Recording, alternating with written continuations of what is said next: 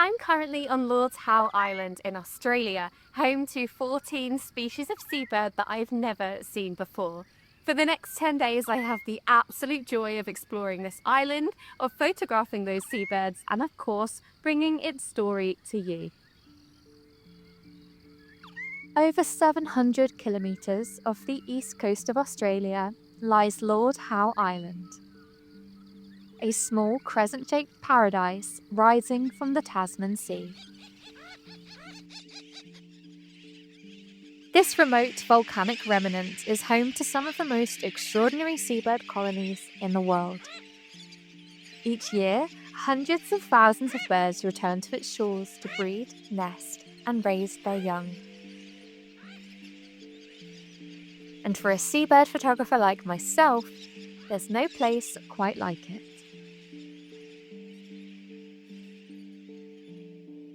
From the moment you step foot on Lord Howe Island, the presence of seabirds is overwhelming in the best possible way.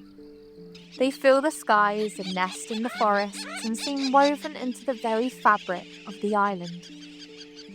During my time here, I focused on 4 species that define the island's breeding cycle: Sooty Terns, white terns, black noddies, and flesh-footed shearwaters. Each one of these seabirds tells its own story about the ecology of this remarkable sanctuary.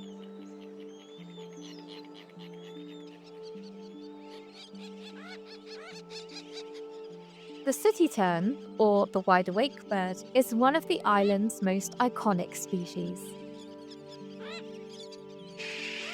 Their colonies cover the ground like a living mosaic, thousands of birds calling, wheeling and hovering in constant motion.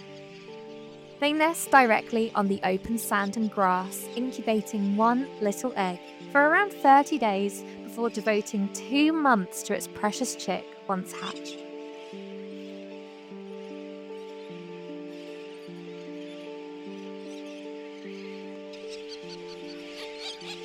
Photographing them is an immersive experience. The air almost vibrates with their calls. The sky becomes a swirling storm of white and charcoal wings. And watching them, you begin to understand the scale of life that Lord Howe Island supports.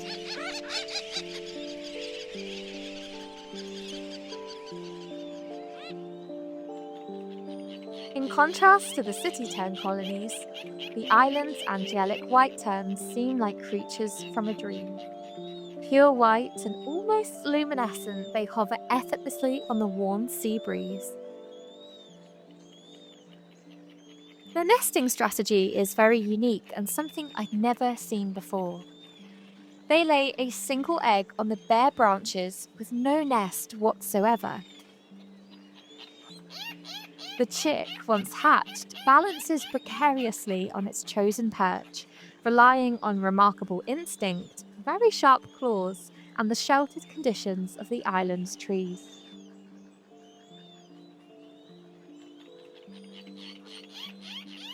The white terns offered me such moments of serenity. Their gentle glides and graceful landings, the elegance as they dance around the skies, and the tender interactions between parents and their young.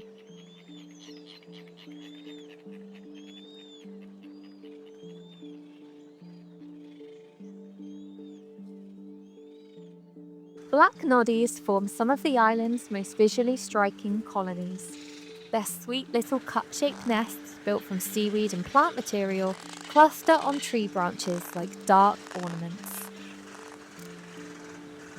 Observing them at dawn and dusk gave me an insight into their complex social world, from grooming and feeding to raising chicks and reinforcing pair bonds. Until now, I'd not seen a seabird nest in a tree, but their colonies highlight how essential healthy vegetation can be for breeding seabirds, linking the forest canopy to the productivity of the surrounding ocean. At night, the island transforms. The sky fills with the calls of flesh-footed shearwaters, returning from long days or even weeks foraging far out at sea. These elegant charcoal brown birds nest in underground burrows, and sitting quietly on the outskirts of the breeding ground at dusk is one of the greatest nocturnal spectacles in the Pacific. The air pulses with their haunting calls, and the ground seems almost alive beneath your feet as the adult birds return to feed their chicks deep within the burrows.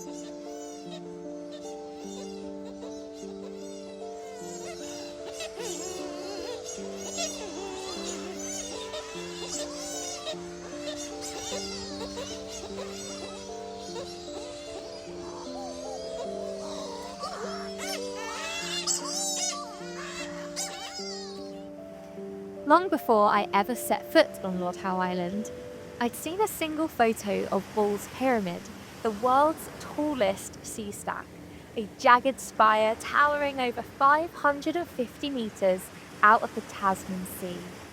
That image alone planted the seed for this entire journey. Travelling out to the pyramid, the ocean comes alive. An endless swirl of feeding seabirds, masked boobies, grey ternlets, storm petrels, shearwaters, noddies and sooty terns, all weaving, plunging and diving in perfect rhythm. It felt like entering the portal to some sort of seabird kingdom.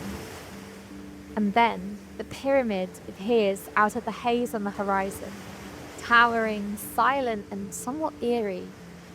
If the seabird world had its heroes and villains, this would be their fortress, the iconic, enigmatic castle that holds their seabird secrets. The thriving seabird populations seen today are not a coincidence. The reason for Lord Howe Island's abundant seabird population is an eradication project in the 1980s that removed invasive and predatory cats, and more recently an eradication project in 2018 that removed invasive and predatory rats and mice from the island. In awe of the devotion of the seabird conservation that takes place here, I met with the island's biosecurity team and detection dogs to learn more about how this eradication has given the island's seabirds a chance to thrive, and how they continue to protect these seabirds day to day.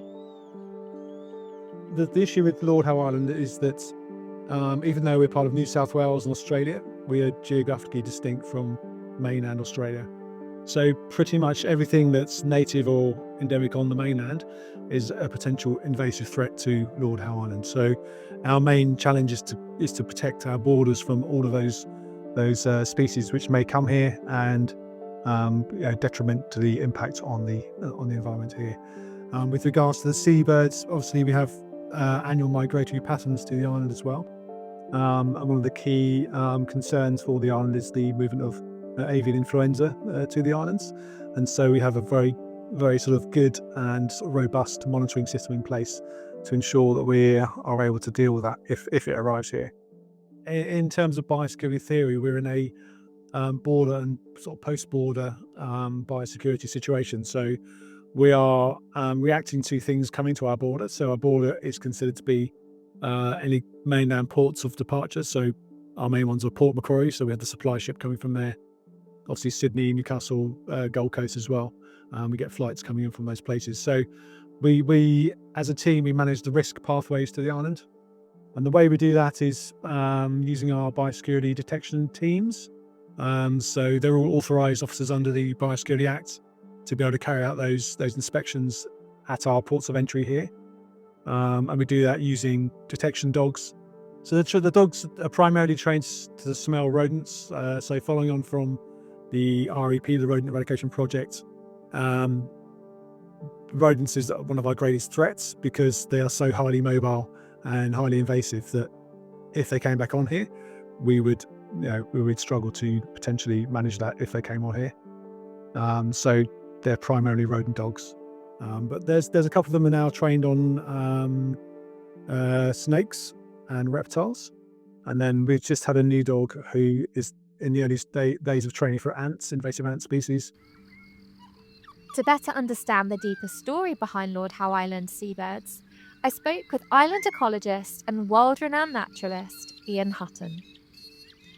His knowledge of the island runs as deep as its roots and reefs. Having lived on Lord Howe for more than 40 years, he has dedicated his life to studying its ecology and documenting how the island has changed. Well, my name's Ian Hutton. I'm lucky enough to live on this island. I came in 1980, so I've been here about 45 years. And I've seen great changes in the time that I've been here because of all the great conservation that has happened. Over the last 45 years, the community and the government have worked to really make this an outstanding biodiversity hotspot for the world. And most of that has involved getting rid of the feral animals. So back about 1980, the cats are removed, the pigs are removed. We've seen such a massive increase in bird life since then. The wood hens went from about 20 up to 200 with removal of cats. And the seabirds in particular have come back to breed on all the beaches here, which is tremendous since the cats were removed. So seabirds forage widely, and we've got the flesh-footed shearwater here, and when they have a chick to feed, they go out for 8 days a night at a time. They travel all through the Tasman Sea, and unfortunately, in the last 40 years, plastic from humans has got into the environment, down stormwater drains, rivers, the oceans, and as the plastic floating around, algae can grow on it or barnacle, and to some seabirds it looks and smells like food. And back in 2001, I was just exploring the forest near here and found a skeleton of a shearwater, and I could see through the bones of the rib cage it was full of plastic, so that set me to looking a bit further. And I did find not only a number of other skeletons of shearwaters, but littered through the shearwater colony, little bits of plastic, bottle tops, pen caps, all sorts of collective items. So I did start to investigate, and this had already been picked up in Hawaii with the lace-down albatross. So did a bit more research with some colleagues in 2005. Did the first study to try and find out what was going on. And we did find that the adult shearwaters didn't contain the plastic. They were able to cough it up. But when they were feeding it to their chicks that are in the burrow, the chicks would be fed plastic and fish, and the plastic would stay in their stomach for about 90 days until they fledged. And if they do get fed too much plastic, they don't actually fit enough food in to develop properly. So that's one of the issues for the chicks. And the other is some of the plastic items are very sharp, and they can actually puncture the stomach and lead to infection and possibly death. So it is a major impact for a lot of seabirds. But our flesh-footed shearwater here is probably the worst impacted seabird in the world. The plastic that our shearwaters are picking up, it's not plastic from Lord Howe Island. It comes from around the world, from shipping, Australia, America. It just floats around the ocean, breaking up into smaller pieces. But we do try and have an awareness program here just to educate the visitors that come to Lord Howe Island. So we have a small plastic action group on the island, and we've initiated a number of things to raise awareness.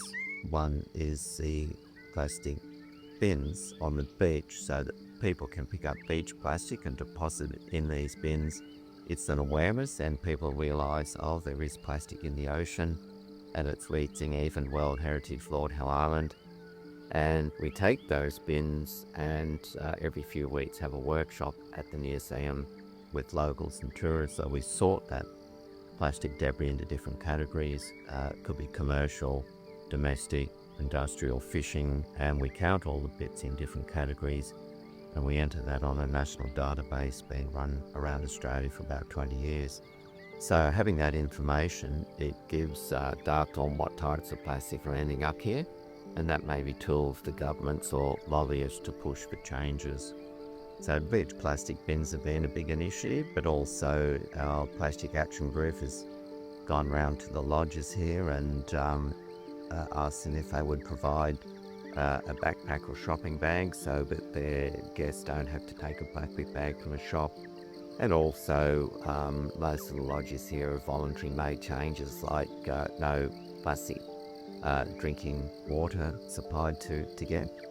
And our shops here don't sell the styrene foam hamburger clam fees, cardboard ones, so on the island generally, we are changing and just trying to raise awareness to the visitor about the issues. The future for seabirds at Lord Howe Island is very, very positive because of all the great conservation measures here.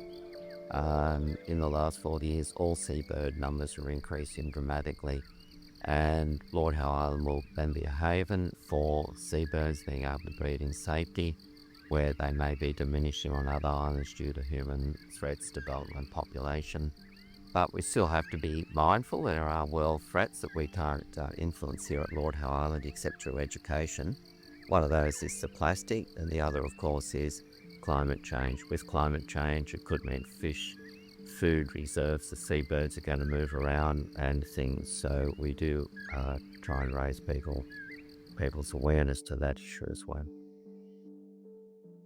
Through Ian's words, it becomes clear that conservation is not just a project on Lord Howe Island, it's a shared responsibility shaped by a community determined to ensure that the future generations of its seabirds can return to a coastline free from threats that they never created.